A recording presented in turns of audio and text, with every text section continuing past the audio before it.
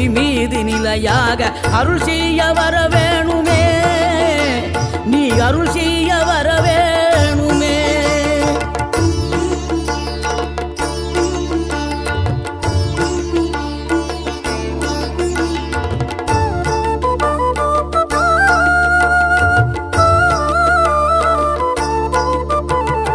இகழ்தலையும் புகழ்தலையும் ஒரு முகமாய் கருதும்படி செவி உரைத்த முத்து குமரன், நீ வறுமையையும் வளமையையும் சமநிலையை உணரும்படி மதி கொடுத்த செல்வ குமரன்.